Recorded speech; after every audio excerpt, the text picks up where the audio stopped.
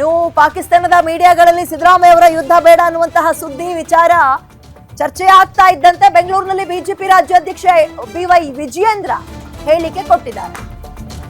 ಸಿದ್ದರಾಮಯ್ಯಗೆ ಅಲ್ಪಸಂಖ್ಯಾತರ ಮೇಲೆ ಎಷ್ಟು ಪ್ರೀತಿ ಇದೆ ಅಂತ ಇದ್ರಲ್ಲೇ ಗೊತ್ತಾಗತ್ತೆ. ಅಲ್ಪಸಂಖ್ಯಾತರ ಓಲೈಕೆಯಲ್ಲಿ ಮುಳುಗೋಗ್ಬಿಟ್ಟಿದ್ದಾರೆ ಸಿದ್ದರಾಮಯ್ಯ.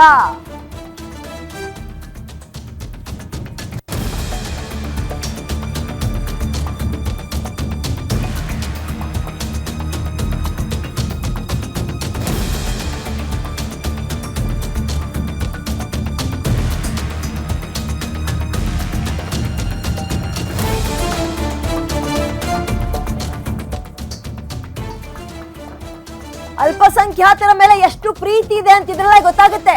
ಓಲೈಕೆಗಾಗಿ ಯಾವ ಮಟ್ಟಕ್ಕೆ ಬೇಕಾದ್ರೂ ಉಳಿದು ಬಿಡ್ತಾರೆ ಅನ್ನೋದು ಸತ್ಯ.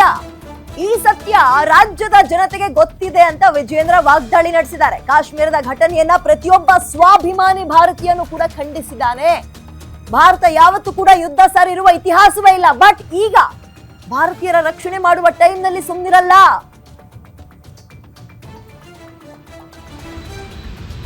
ಸಿದ್ದರಾಮಯ್ಯನವರ ಅಲ್ಪಸಂಖ್ಯಾತರ ಬಗ್ಗೆ ಎಷ್ಟು ಪ್ರೀತಿ ಇದೆ ಅಂತ ಹೇಳಿ ರಾಜ್ಯದ ಜನತೆಗೆ ಗೊತ್ತಿದೆ.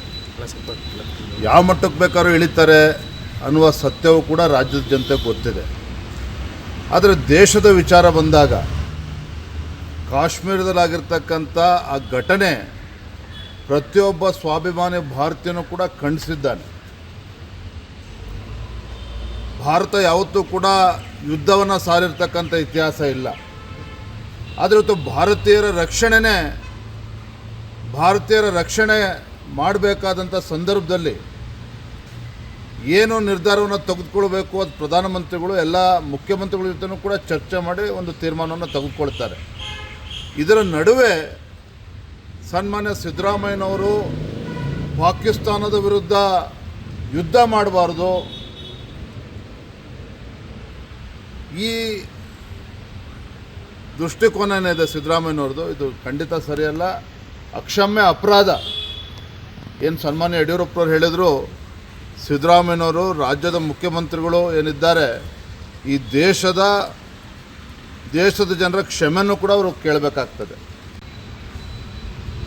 ಸಿದ್ದರಾಮಯ್ಯನವರ ಅಲ್ಪಸಂಖ್ಯಾತರ ಬಗ್ಗೆ ಎಷ್ಟು ಪ್ರೀತಿ ಇದೆ ಅನ್ನೋದು ಸಿದ್ದರಾಮಯ್ಯ ಅವರ ಈ ಹೇಳಿಕೆ ನೋಡಿದ್ರೆ ಗೊತ್ತಾಗುತ್ತೆ ಸಿದ್ದರಾಮಯ್ಯಗೆ ಅಲ್ಪಸಂಖ್ಯಾತರ ಮೇಲೆ ಇರುವಂತಹ ಪ್ರೀತಿ ಓಲೈಕೆ ಎಷ್ಟು ಮಟ್ಟಿಗೆ ಅಂತ.